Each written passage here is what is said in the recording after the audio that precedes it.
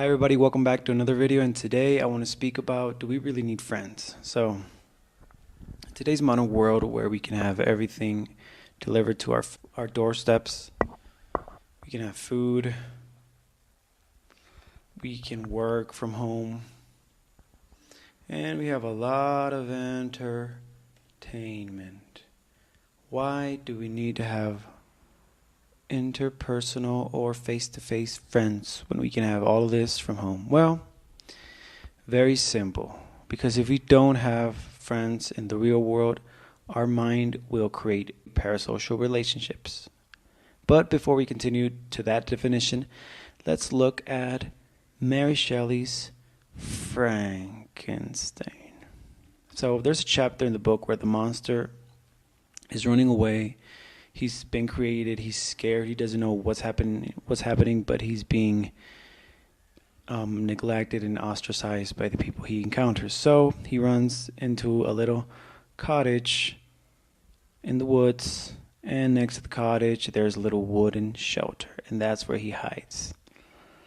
And in that shelter he sees that there's a family in the house living. So he stays there, he observes the family, he becomes familiar with them, and he also steals some books so he can be familiarized with language and with human history. So the chapters go by, he does become very fond of the family, and he goes to collect some wood to help them out and put it in the doorstep so they can use it for fire and to cook. Now the monster, also having this parasocial relationship, he does become very jealous of the love that they have for one another, because that's something that he's very lacking in his life right now. He comes up with a plan to talk with the father, which is blind, and try to make him understand that he's not like his outward appearance. He's very smart and he wants to be part of the family.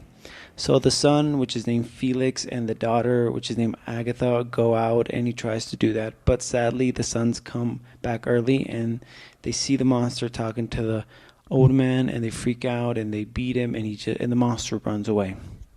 So that plan that he created was absolutely no good. Okay, so the monster just ran. He ran away. He escaped this family that he felt that he was part of, and he also resented them because he really doesn't know why they were treating him the way that they are, because he was already part of that family, and he was full of anger, which in the book he describes all that anger. He felt that he wanted to just destroy everything, which it's very interesting, because when you have very strong parasocial relationships and you feel like they let you down, you can definitely be in this negative mindset where you just hate them and hate everything about them, and that's where things can go really dark and really bad.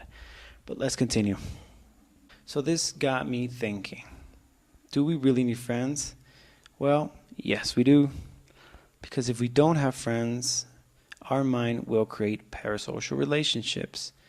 And parasocial relationships is when we create a strong bond with an individual that we really don't know. That could be an influencer, that can be a media star, that can be a musician.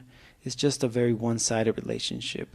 You know a lot about them and about their personal lives, but they really don't know nothing about you.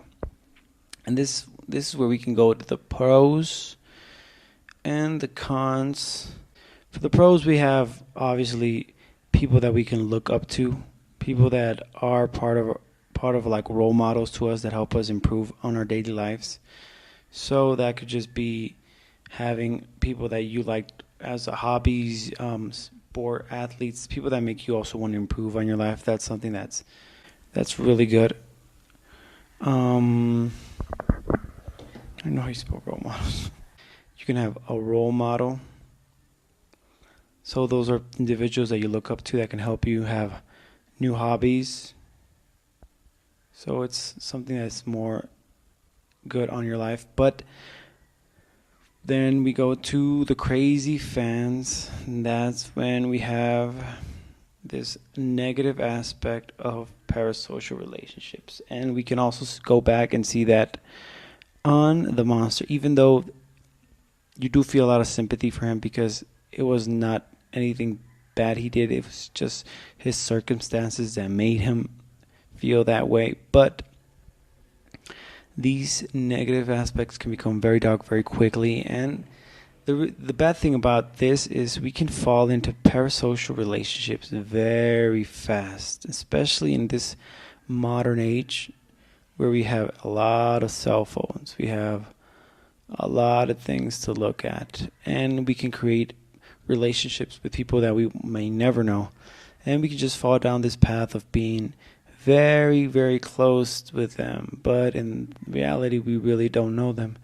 And then we come to find out that they are probably not that good as we think they are, and we fall into this despair and sadness that we put like an image behind these people, but they have another life, and that's where we become sad and lonely, depressed, and all that. So let's go all the way back into, do we really need friends?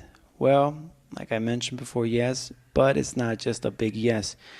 There's obviously people in your life that you need to be careful, you need to be aware of, but you also need to be you also need to know that having friends is very important and something very important in your life. So take that also seriously. Have people that make you feel good and help you out.